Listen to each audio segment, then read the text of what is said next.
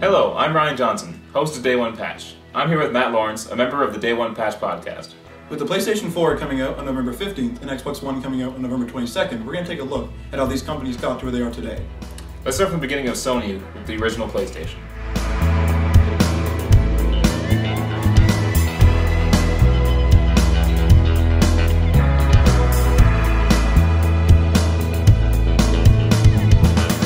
We have here the original PlayStation. The distro number on this one is SCPH-1001. And we'll take away the unboxing, actually. We actually have an in-box unit. First thing we start out with is, I was going to say famous-looking DualShock controller, but if Ryan wants to take a look at that, there is no analog stick, as you can see, just a coiled up coil here. And these ones were DualShock? They vibrate and everything? As far as I know, I'm not 100% sure. I don't know, to be blatantly honest, for the first model. Okay. But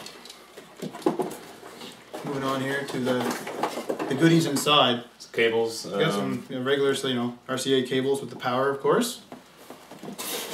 Very exciting PlayStation manual. And now we're talking. Once we crack open the console here with some original styrofoam still in there. Got some yellowing due to age, but we're good to go more or less. I did clean this up too. Oh, this is cleaned up. That's as clean as I can get it. Up. Yeah. So just to kind of take a look at the overall console, if you will. Basically, of course, we have the PlayStation 1. The version number Ryan was saying before kind of reflects what's on the back. There's different ports for different version numbers. And then, of course, we have your standard RCAs. You have serial in out. You have AV in out. Of course, power in. You have RFU DC out, and you also have a parallel port covered up by this little latch here, which I don't want to break, but I don't really want to break that thing here there. But and of course we have it's top loading. So of course you put your CD in there, and you're good to go. Yeah, so that's the PlayStation 1. So let's before we jump into this, so this came out in 1994. Correct, that's correct. And let's go over through the actual specifications of this unit. Okay, so let's just go over the main points, if you will. So the CPU was a 32-bit MIPS 33 megahertz processor. The GPU was a 32-bit as well. It's an R800A. They're also running at 33 megahertz. 2 megabytes of system RAM. And 1 megabyte of video RAM. The resolution was SD, of course. It was 640 by 480, and as we said, of course, it takes CDs, which would also include music, which we tested out. So let's quickly comment on the design here. Now, PlayStation has gone through many different designs, including like different PS2s, different PS3s. How does this hold up in today's modern design? I mean, if you really want to listen to CDs and you really want to hook it up to your original television or something to that effect. I mean, sure, but I mean, the fact that it's holding itself together still kind of, like how many times has this been shipped back? Probably none. But then again, I guess the circuitry was pretty simple and whatever.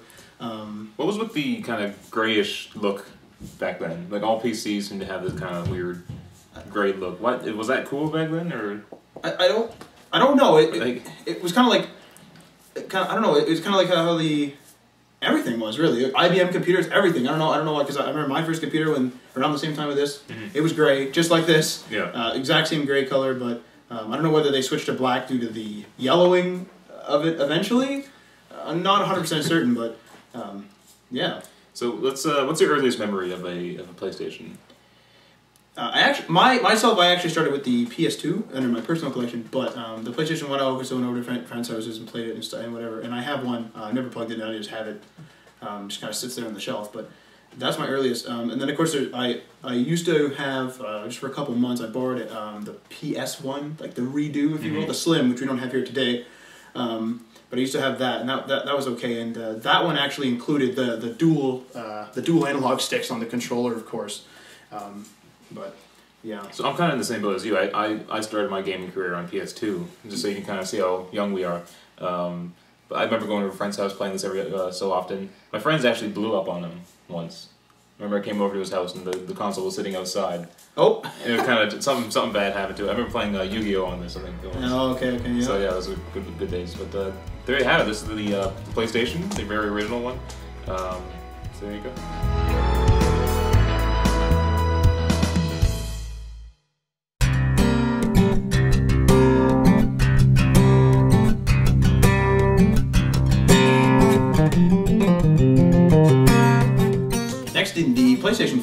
we have the PlayStation 2.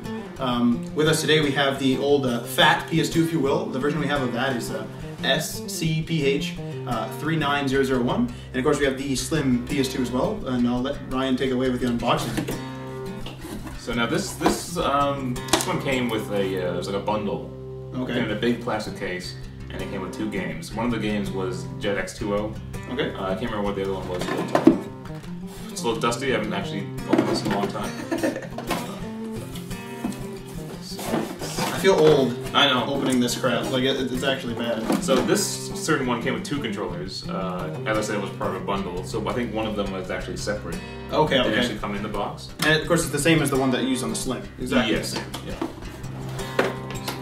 You can take away that box, man. Yep, will do. So yeah, there's your PS2 Fat, as it's known as. So we can stand on its. The first one to stand on its. I still get your red yeah. pessimistic. You can spin the PlayStation logo to here to that. Which was the greatest. Yeah, it's amazing. I remember that. Yeah. And you can spin it the other way, of course, to do horizontal. Yeah. Now the, of course, the back of the unit is not that glamorous, if you will.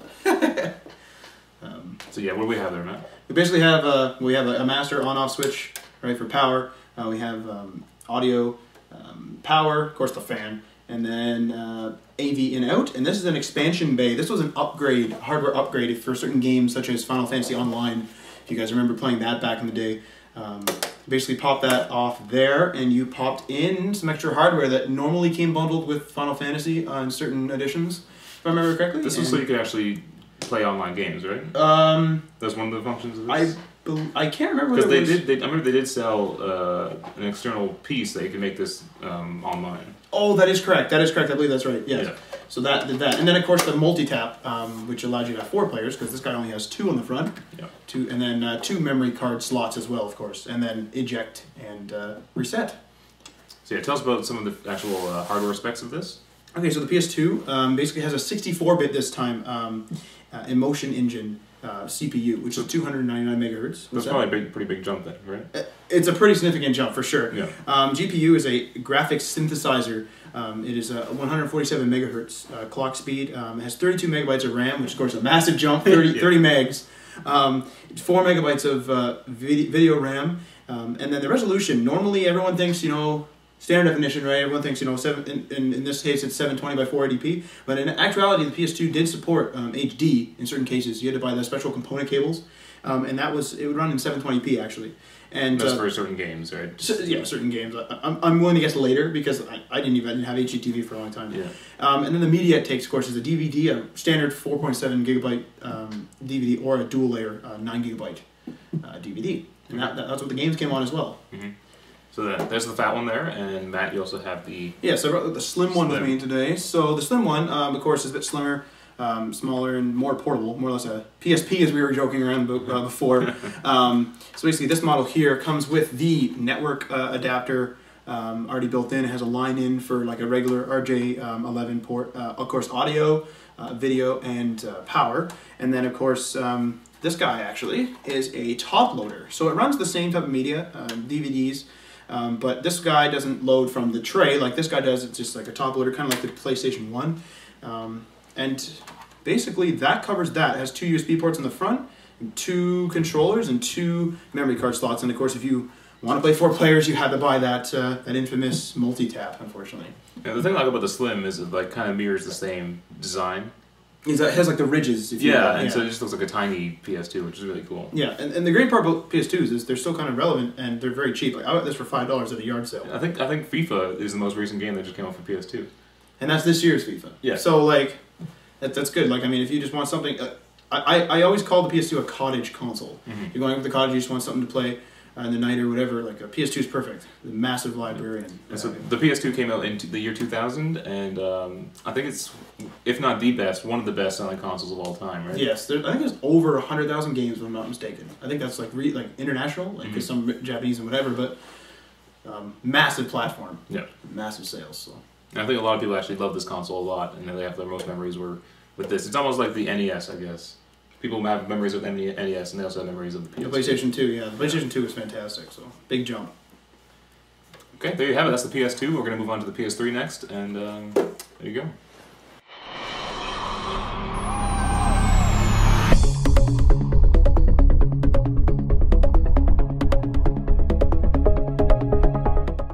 the final console in the PlayStation lineup is the PlayStation 3, and we actually have two of them here. Matt, let's go over some of the specs.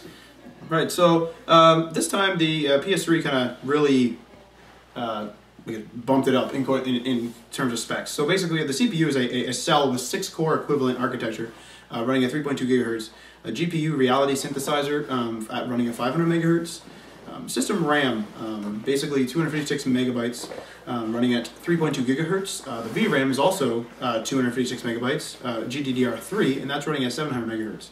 Resolution, as we know, is HD, of course. You got your 1080 or 720, but we also had, in the beginning mostly, there's still some games support it, 720 by 480 standard definition. And of course, the big thing that PlayStation really pushed was Blu-ray disc, of course, which was a 25 gigabyte disc or a 50 gigabyte dual layer Blu-ray disc, and basically that just, of course, loads just like a DVD or anything else. It's just better, more or less.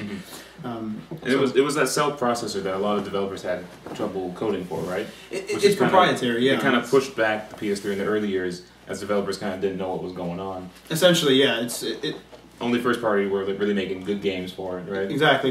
Because it's kind of like you write something in one language and then you kind of like, there's hiccups and stuff when you try to translate it over and you're like, what the heck's going on, you know? So. And now with the PS4 coming out on the 15th, Sony's kind of tried to correct that with their standard PC architecture. Yeah, the x86 architecture, for sure. So that'll really help out developers when they're, since they develop on PCs, right? So let's hop into this is the PlayStation 3 Fat, as it's known. Yep. Or I guess you call it Super Fat now. Yeah. It is massive. Yeah, it's big and heavy. And, let's get this up here so you can see this. Yeah. So this is actually a launch day console.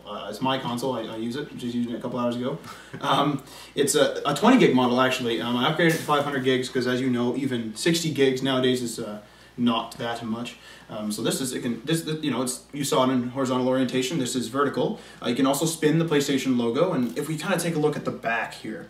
Of course, we have our master power switch, kind of like we saw with the PS2. Of course, your power, your AV in-out for standard and composite cables. HDMI, of course. We have digital out for optical audio, and of course your wired internet, wired LAN, and then HDMI, like I mentioned. Now, this model, unlike the 60 gig launch day model, did not come with wireless, so this is only wired. It didn't come with this little media hub in this. I think Ryan had that guy.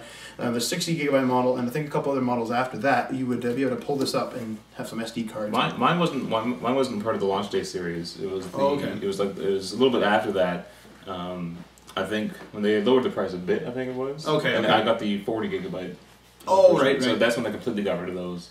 And then at that point, the 40 gig did not have backwards compatibility. Right. This guy couldn't play PS2 games on it, but I think it was like the 60 gig. It could. It was kind of weird how they did that, but I guess they want people to buy that 60 gig. Right. Well, I think they were mentioning that with the PS4, right, where they were saying we don't want to emulate the software, because this guy plays every PS1 game and every PS2 game, with some exceptions, of course, but all the ones in my collection at least, it plays it flawlessly.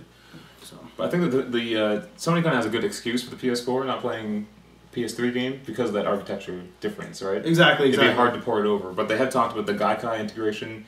With like streaming PS3 games to your console. Right, and not to mention, like, I mean, as we can see, this console's still in good shape. Like, I mean, it's really glossy, so it has lots of dirt on it, no matter how much you clean it. But I mean, it's still functioning, and like, I mean, if I really want to play a PS3 game, I'm just gonna hook this up. Yeah. Now this one here, this is the PS3 Slim. This is mine. I had sold my original one for the Slim. This one came with a 120 gigabyte hard drive, which is still in this one, which I really needed to upgrade, but since next gen's right around the corner, I'm just gonna forgo that. But this one doesn't stand up on its own. You had to buy a little stand to make it stand up, but it does do that. You just need the like $20 stand or whatever. And this one was a lot more power efficient than this one. Right? This guy pumps out heat like crazy. Yeah, so take a look at the back there. Pretty much the same ports, only difference is the power cable there. And this one, the logo does not change. It doesn't even move, it's just kind of stuck on there. And the tactile buttons, these guys are capacitive buttons. They're not actually buttons, they're capacitive little touch surfaces, I guess. A funny thing I noticed about the original Xbox 360 had buttons you had to push, right? Exactly. And then they switched to the Slim model where they had touch buttons. Right. You just touch it. PlayStation kind of did the opposite of that. Yeah, it's kind of funny. And there's also another version of the PS3, it's like the Super Slim, they kind of call it. We don't have that one because it's ugly. So I call it. I don't know. It looks like a burger maker. Like it does like the thing where it like flips open and like I don't know. Okay. I don't know why, but I don't know what that means, but okay. To me, it looks like that. It looks like one of my old grills, but you know. And this here is the DualShock 3 controller, which they didn't start with the DualShock. It was the 6-axis. So you can kind of get your motion gaming in there, but this one's a 6-axis here. Yeah, that's actually a launch day one right there. Yeah. No DualShock in that guy. So. And I don't know what the reason behind that was. Did they think it would mess up with the 6-axis, or I thought there was like a patent issue or something like that. I'm willing to guess it was hardware like that. It could have been a patent issue. I don't really know. But to be blatantly honest, when I was playing with this console, I didn't even notice it until. But once you get it, it's nice, right? Once you get it, I was like, kind of, it's nice. But I was like, before, I was like, I didn't really notice the difference. Yeah. So. Well, there you have it. There's all 3 consoles, and I think we'll get them all up next to each other, so you can take a good look at the PlayStation through the years. Also, we'll have a PS4 day 1 on launch, and Marty's screwing me up over there with this stupid thing. Anyway, we'll have a PS4 unboxing and a comparison of the other consoles. Also, we'll be doing the same thing for Microsoft consoles, and unfortunately, no Nintendo. But here you have it. Fortunately, no Nintendo. Fortunately, no Nintendo. So yeah, thanks for helping me out, Matt. You got all the knowledge there with the specs. Thanks for all that, and you brought some of the consoles here today. Thank you no problem as well. All right, keep it locked on Day One Patch. Check out our podcast up every Sunday, and there's also a bunch of other stuff up on our YouTube channel. Remember to like and subscribe. Thanks.